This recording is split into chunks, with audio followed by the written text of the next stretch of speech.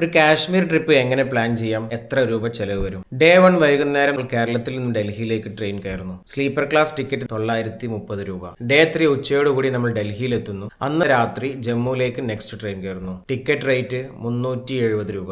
Day 4 രാവിലെ നമ്മൾ ജമ്മു താവിയിൽ എത്തുന്നു. ജമ്മു താവിയിൽ നിന്നും ബനിഹാലിലേക്ക് ഷെയർ ടാക്സിയുടെ റേറ്റ് 250 രൂപയാണ് ഒരാൾക്ക്. ബനിഹാലിൽ എത്തിക്കഴിഞ്ഞാൽ ശ്രീനഗർ വരെ നമ്മൾ അടുത്ത ട്രെയിനിൽ കയറുന്നു. ടിക്കറ്റ് നിരക്ക് 20 രൂപ. അങ്ങനെ 1570 രൂപയ്ക്ക് ഒരാൾക്ക് കേരളത്തിൽ നിന്നും ശ്രീനഗറിലേക്ക് എത്താം. അതായത് 3140 രൂപയ്ക്ക് നമുക്ക് കാശ്മീർ പോയിട്ട് തിരിച്ചു വരാം. ഡേ 5 മുതലാണ് നമ്മൾ കാശ്മീർ എക്സ്പ്ലോർ ചെയ്യാൻ പോകുന്നത്. Day 5 Srinagar local sightseeing, day 6 Pahalgam, day 7 Gulmarg, day 8 Sonamarg. ആദ്യമായിട്ട് പോകുന്നവർക്കും കുറഞ്ഞ ദിവസത്തിന് പോകുന്നവർക്കും ഏറ്റവും ബെസ്റ്റ് എന്ന് പറഞ്ഞു കഴിഞ്ഞാൽ മിനിമൽ ആയിട്ടുള്ള ഒരു പാക്കേജ് എടുക്കുക എന്നുള്ളതാണ്. അത്യാവശ്യം സൗകര്യങ്ങളുള്ള റൂമൊക്കെ ഉള്ള ഒരു പാക്കേജ് എടുക്കുക. ഏകദേശം 5000-5500 രൂപയ്ക്ക് നമുക്ക് അങ്ങനത്തെ പാക്കേജുകൾ കിട്ടും. ഇതും കൂടെ ചേർത്ത് ടോട്ടൽ 8140 രൂപ.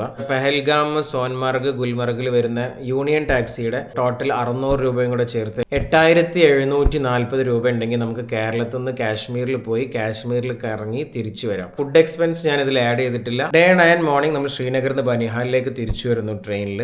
ബനിഹാലിൽ നിന്ന് ഷെയർ ടാക്സിയിൽ ഈവനിങ് ആകുമ്പോഴേക്ക് ജമ്മുവിലെത്താം. ജമ്മുവിൽ നിന്ന് രാത്രി ട്രെയിനിൽ നമ്മൾ കയറിയിട്ട് ഡേ 10 മോർണിംഗ് ആകുമ്പോഴേക്ക് ഡൽഹിയിലെത്തും. ഡൽഹിയിലെ ലോക്കൽ മാർക്കറ്റ്സിലേക്ക് ഒന്ന് കറങ്ങി രാത്രി നമ്മൾ തിരിച്ച് കേരളത്തിലേക്ക് ട്രെയിൻ കയറുന്നു. ഡേ 7 ഉച്ചയ്ക്ക് ആകുമ്പോഴേക്ക് നമ്മൾ കേരളത്തിലെത്തും.